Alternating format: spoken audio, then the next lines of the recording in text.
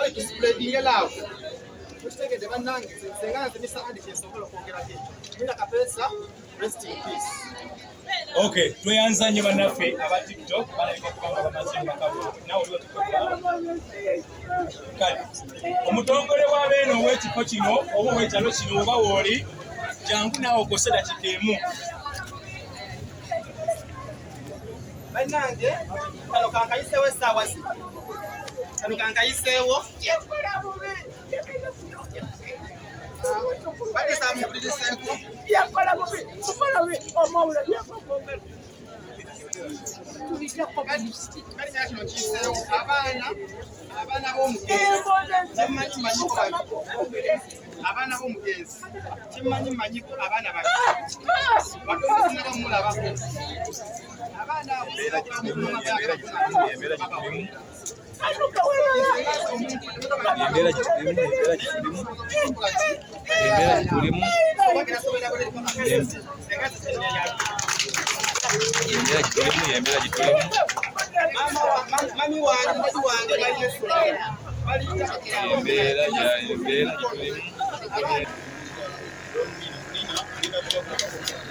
Okay, toyanza nnyo toyanzeke mukulu ogambye bakuyitani aweredde abaana Mr. Ande atwadde agambye engeri gye balina essomero agenda kuweerera abaana babiri naye tulina n'omulala ali ku TikTok naye agambye akwatagane ne sister wa Kapeesa andooza Claire ogenda kukwatagana n'omukyalo ono ali Saudi Arabia bamitani Doni Nina asabyeko omwana omu naye ajja kumuweerera naye agambye sister wa Kapeesa akwatagane naye so ojja kujja wano omu ku Oluganda yenna so jangu olaba ono akuwa ennamba yo omukyala gwe bayita Doni Nina ali ku live ali Saudi ali mukola bibigenda maaso. Okay, kakati ojo ojja kukwatagana naye ensonga eyo gyayogeddeko tugiwulire.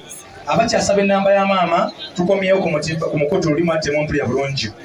Mama ali ku 075 8 17 57 86. Emanya galimu Sharifa Nakandi. Mukubire ng'omubuuza nti sente ozirabye. Tomukubira mu nsonga ndala mukubire ng'omubuuza nsonga ya kasente oba okalabye. Kuba yessimu yiye era kweri tukwatagane ensonga eyo ebirenga evaawo. Omutongole w'ekyalo kino nkuwadde eddakiika emu ssebo. Jangu nkuwadde eddakiika emu tosaba kalulu ebyakyapa mu ngalo tunyweze obutuuze bwaffe tunyweze ebirala byonna ebyo tujja kubitegeerera ate kugombola naye jangu ku nsonga eno gye tuliko.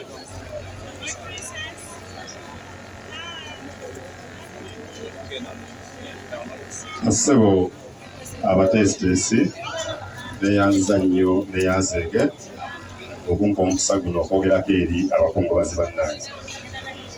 Bassebo ne bannyabo erinnya nze Butonye Yahaya waliwo ekyalo kino eky'Essonde kitalo nnyo kitalo ddala ekyokubiibwako mukoddomi wange ate nga muganda wammwe era mwannyinammwe kya Kapeesa kitalo nnyo twafuna amawulire gange ennaku z'omwezi 28 omwezi ogw'omunaana gatuyisa bubi nnyo okulabika nga munnaffe atugenzeeko mu mbeera eyo bwetyo teyali ekikangabwa embi ennyo ddala naye tukumya taata mukadde waffe Ssekabembe ne maama mugume babamu eri Mukama Katonda ate gye tulina okudda.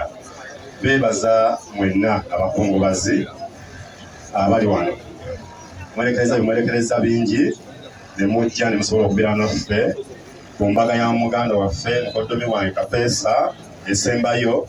Mwebale nnyo mwebale ddala kwerekereza byonna ne mujja wano.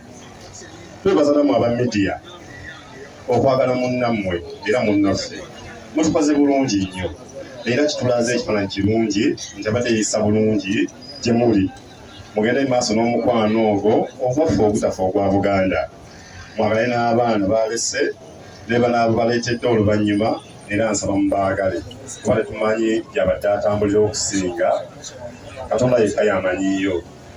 Naye ebigambo ebyo mu bingi bye tulina mukkirize twogereko ebitono ebyo. Awangaale ayisa abasajja Kabaka. atuyanza nnyo omutongole bali bonna abazinda jangu dakiika emu obudde buntwala ngende bafamire akasala n'abazinda Grace awonoba obuddeko tugendagenda bafamire kujja ne mama mweteeketeeke taata naye beera nga weteeseteese ate n'ab'endiga naye mweteeketeeke mujja kujja wano tube nga tukwata obudde munnabyabufuzi baba kuyisoyizanga mu bwangu nnyo ajja tumpa byolo oleka gyenkola ate abatali mukunoonya kalulu lwaki simpapye abana bonna abazinda naye eddakiika yo wano jangu agegamaanyi geŋŋamba amaanyi amagulanyi muka mutomulaba mwagulanyi wennyini nosookonoonya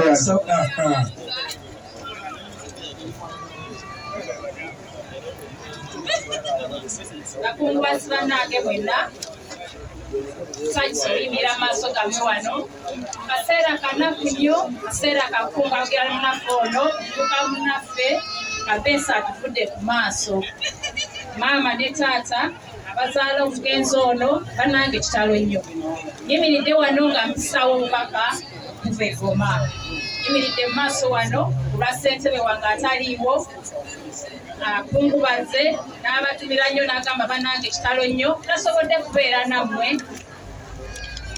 naye nansaba ntuuse obubaka buno eri taata agenda kuyita mu ofiisi yo oluvannyuma ddala neyanza nnyo neyanzege okumpuliriza tuyanzege nnyo omukulembeze n'obubaka obwo kale nno katugende mu kaseera ak'okufuna obubaka obwa famire era nga tugenda kutandika abo bali nnyo balali bakasala n'abazinda tutandise n'obubaka bwa baganda ba kapeesa baganda ba kapeesa mwenna kereya eyovaayo obudde baganda ba kapeesa mwenna mujje wano ensi balabe ate tugende ku kirala enkuba etandise okwemwala obudde baganda ba kapeesa omuwuna amaze okutuuka saala mutyo mwegatteko bwegasi yonna gye muli mwangweko baganda ba kapeesa mwenna mujje wano maaso mujje wano ono okay nga tuwerekera munaffe mukwano gwaffe muganda waffe omwana waffe mukama yongera okukwata emikono gyaffe n'okutusiba ekiba ekyokusaasira era oyogere naffe olw'amaanyi kwa Yesu Kristo mukama waffe amiina.